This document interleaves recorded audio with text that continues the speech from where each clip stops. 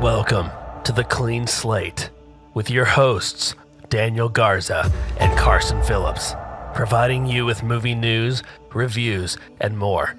Sit back, relax, and don't forget to go to the concessions to get your popcorn and drinks. For your entertainment, this is the Clean Slate Podcast.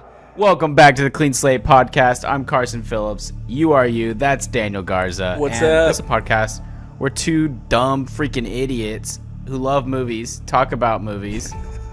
And we're besties. We never kissed. That should just be our bio. That's our new bio. Yeah, we're in 31 Nights of Halloween. This is day, 11? Is that day accurate 11. information? Yep. Yeah, we're on day 11. It's been a good time. This movie's a different one, but we watched Maxxxine, so this is the third part of the X trilogy. We've reviewed all three films now. Yeah, because we did Pearl last year, and then we did X the year before. Or did we do X and Pearl back to back? X and Pearl double feature. You guys can go check that out. It's on Spotify. I don't think it's on YouTube yet. Yeah. Good review, though. We both really enjoy those movies, so this will be a great conversation. Yeah. All right, guys. So let's talk about Maxxxine. So here's the log line for the movie. In 1980s Hollywood. Oh, okay. In 1980s Hollywood, adult film star and aspiring actress Maxxxine Minks finally gets her big break, but as a mysterious killer stalks the starlets of Hollywood. Hold on. But as a mysterious killer stalks the starlets of Hollywood, a trail of blood threatens to reveal her sinister past. Ooh. Fun fact, actually. Okay. I got to see some of this movie be filmed. No, you didn't. You're such a liar. Yeah, I did. So You're when such I a was cloud working, chaser, bro. I was working. I wasn't even working. I was game testing the Suicide Squad game. Are you allowed to say that? Yeah, it's already out and everything and flopped. I think I'm. Dude, it was Oh, the what are they biggest gonna flop. sue me, Warner? Try your best. Yeah, because they're listening. But yeah, I did some game testing for that. Yeah, because they're totally listening. Right. Hire me, actually. But yeah, so that was at the studio, and I noticed they were filming something, so I would walk out there during our breaks, and it said like the Puritan 2, and I was like, what the frick is the Puritan 2? I don't even know what Puritan 1 is. Yeah. But I was it's the scene where there's protesters with like Yeah. Oh, they're, yeah. Like picketing right the outside of studio. Paramount. Yeah, well, it's Warner though, is what they're filming at, and Paramount. then they filmed this at Warner Bros. Right, but it takes place at Paramount, right? It's supposed to be Paramount. Well, it's supposed to be Universal because they go to Bates Motel, which is at Universal. So they actually, I think, used all. I was gonna they might have say used all three that studios, front all three gate back looks lots. really familiar because that's the side gate. That's right next to your school. Yeah. Okay. Cool. I was gonna say that looks a lot like Warner Brothers. Yeah, that's didn't Warner. look like So, Paramount. but then they do the back lot for Universal, so they use both, which is yeah, they just made I it one guess big it's not lot. that abnormal. But yeah, kind of interesting. So I saw that, like the scene where she drives out and what's his name is like following behind her. Kevin I got to see Bacon? that, but I didn't. Yeah, but I didn't see them. So I was like, "What is this movie?" And then like I had this thought in my head. I was like, "Puritan 2." I bought the shirt, and then I was like, "Oh, I remember that." And then I was like, "Oh, I saw some of this get filmed." Right. Yeah. Yeah. That's cool. That was right before the strikes happened too. Yeah. Or right during. So Yeah. kind of interesting. Okay. Cool. Just a little bit of rundown during this or of this movie, and then we'll talk about likes and dislikes. You want me to do the rundown? Yeah, Or you got always it? do the rundown. Oh my gosh, no changes here. So we kind of do a bit of a time jump from X, which is, as we know, Mia Goth's character, Maxxxine, survives this horrible ordeal at the farm, and she makes her way into Hollywood. She is now a star, I guess, is what you would say. You could just say adult film, but yeah. Adult film star. So she's Well, like, I don't think we can say that word on our. oh, well, I guess bleep that out. I don't know. Yeah. Sorry, I didn't mean to make you more work. But yeah, she's an adult actress, and Yeah. There you go. things start to go awry as soon as she applies and gets this role for a horror film called The Puritan 2.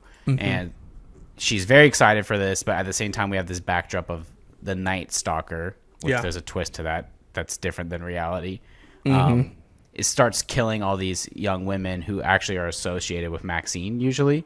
And she's kind of on edge, and then Kevin Bacon enters the picture and he's threatening her, and he happens to know what happened at the farm. And I don't want to give any more details away because this is more of a mystery film. The other two films are not. They're like slashers. Yeah. So this is more of a mystery angle that you may or may not see the solution coming, I guess. I didn't actually. It kind of was. I didn't either, but that's actually like my biggest dislike of this movie. I think it's because I didn't rewatch X, though. I think if I rewatched X, this would have made perfect sense. I mean, I guess. But we Yeah, can I talk guess. about that. But yeah, Okay. that's the main plot. Okay, cool. So yeah, likes and dislikes. Start with you. What are your likes? Likes, I mean, it's kind of similar likes to X and Pearl. Like, visually, this movie is glorious to look at. Like, Yeah. it's a beautiful movie. The acting is phenomenal. Why are you laughing? Nothing. I hate you. I hate you. I hate you so much sometimes. Anyways, yeah, this movie is really good to look at. I think the acting is phenomenal. Kevin Bacon has a really weird role. I actually like. But I Kevin like Bacon him in this. Yeah. I mean, he's really scummy and like evil, and Yeah. the violence is not as violent as X and Pearl, but it's not. Okay. It's not as violent. Maybe Most it's of the not as kills happen, grotesque, like, but off it's screen. pretty violent. There's a certain scene in a junkyard that's pretty crazy. That was that really was cool. That was good.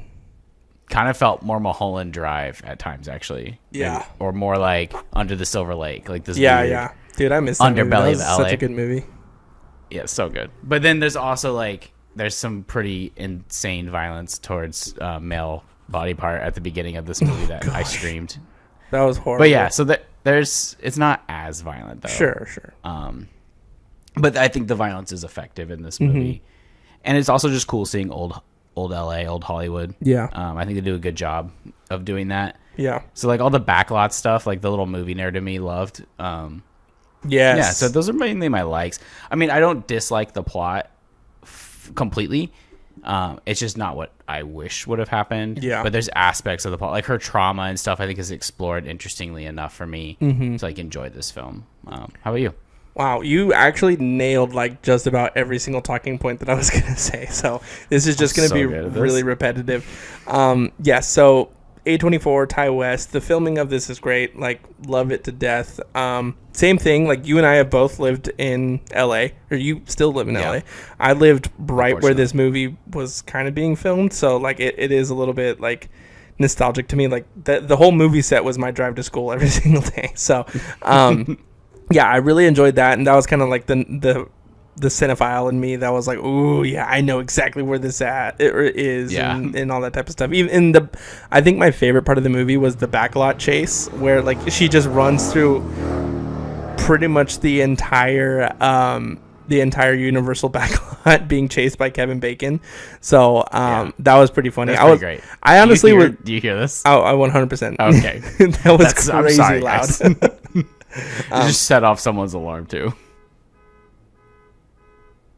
That's so obnoxious. What was that? Was that like a bunch of motorcycles, or was that one like really fast truck? I really don't know, but that beeping's gonna be annoying. So you might have to. I'll let you keep going for a bit.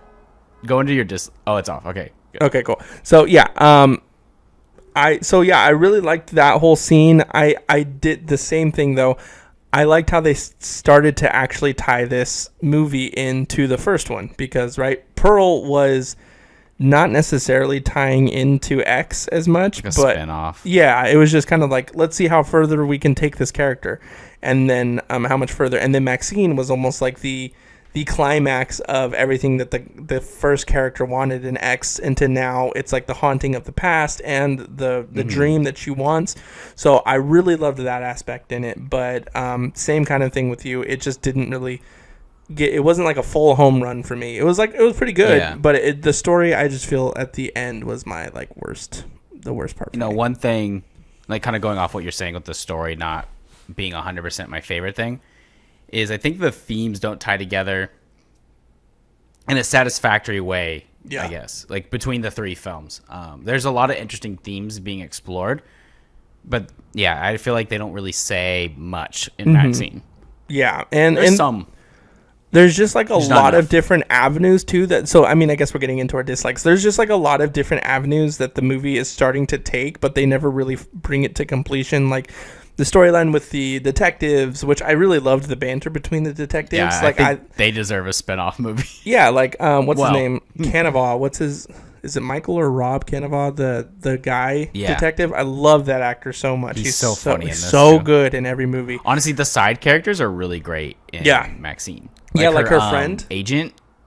Her agent and her friend are two of my favorite characters Yeah. in this. Yeah, so And that's great. pretty good cast. I would just say that the ending for me was such a rushed, like all of a sudden this is just being explained to us and now we're doing this, I and agree. it was just like, wait, what? And it was just almost like a forced ending rather than a natural ending for me.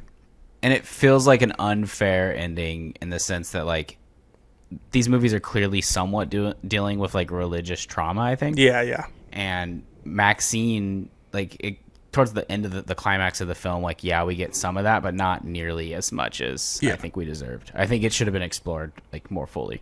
Sure, I agree. Okay, guys, well, that is Maxine. I think overall, we forgot to do this for the last one, but scare factor for this Scare one. factor.